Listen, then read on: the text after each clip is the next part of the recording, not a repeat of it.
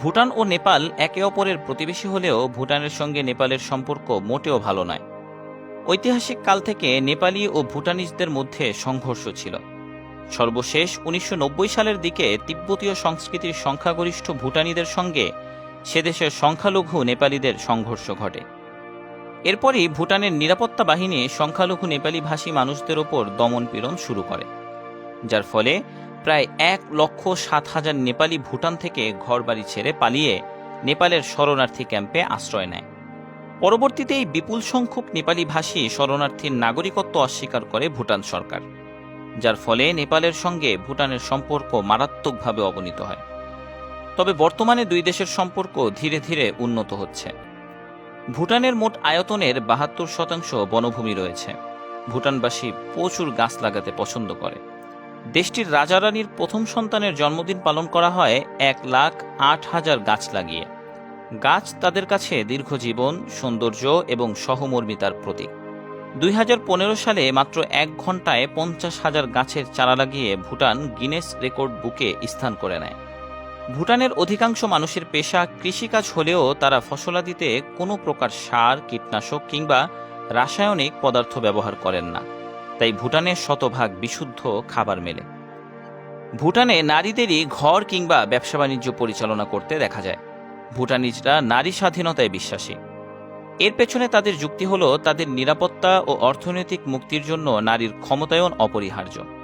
ভুটানের রীতি হল বিয়ের পর পুরুষরা যায় শ্বশুরবাড়ি। সাধারণত নারীরা বিয়ে করে স্বামীকে ঘরে তুলে আনে। শুধু তাই নয়, অভিভাবকের সম্পত্তির সম্পূর্ণ ভাগ কন্যা সন্তানেরাই পেয়ে থাকেন। এ কারণে ভুটানে নারীদেরই রাজত্ব চলে। শান্তিপূর্ণ এই দেশটি বহির্বিশ্ব থেকে অন্যদের তুলনায় যোগাযোগ বিচ্ছিন্নই বলা চলে।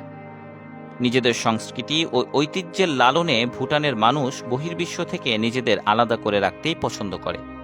১৯৯৯ সালে প্রথম দেশটিতে ইন্টারনেট ও টেলিভিশনের অনুমতি দেওয়া হয়। ১৯৭০-এর দশকে দেশটিতে প্রথমবারের মতো বিদেশি পর্যটকদের প্রবেশের অনুমতি দেওয়া হয়। ভুটান শুধুমাত্র ৩টি বন্ধুপ্রতিম দেশকে তাদের দেশে দূতাবাস স্থাপনের অনুমতি প্রদান করেছে: বাংলাদেশ, ভারত এবং কুয়েত। বিচ্ছিন্ন মনোভাব থাকলেও কিছু আন্তর্জাতিক ইস্যুতে তারা যথেষ্ট এগিয়ে। যেমন ১৯৯৯ সাল থেকে ভুটানে পলিথিন নিষিদ্ধ করা হয়। তাছাড়া তামাক সেখানে পুরোপুরি অবৈধ। দারুণ সুন্দর পর্যটন অঞ্চল এবং মনোমুগ্ধকর সংস্কৃতিতে পূর্ণ দেশটিতে এখন পর্যন্ত ঘুরতে যাওয়া খুব সহজ কাজ নয়। এর পেছনে রয়েছে দেশটির রক্ষণশীল মনোভাব। দক্ষিণ এশিয়ার, বিশেষ করে বাংলাদেশ, মালদ্বীপ আর ভারতের মানুষ ব্যতীত দেশটিতে অন্য দেশের ভ্রমণ পিপাসুদের প্রবেশের ক্ষেত্রে নানা ধরনের কঠোর নিয়ম কানুন চালু রয়েছে।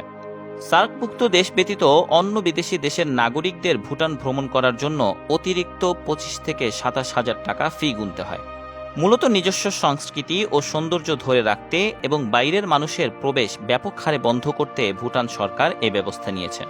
ভুটানে জীবনযাপনের মান বিচার করা হয় গ্রোস ন্যাশনাল হ্যাপিনেস ইন্ডেক্সের মাধ্যমে। দেশটির সরকার জনগণের বস্তুগত এবং মানসিক শান্তির কথা বলেন।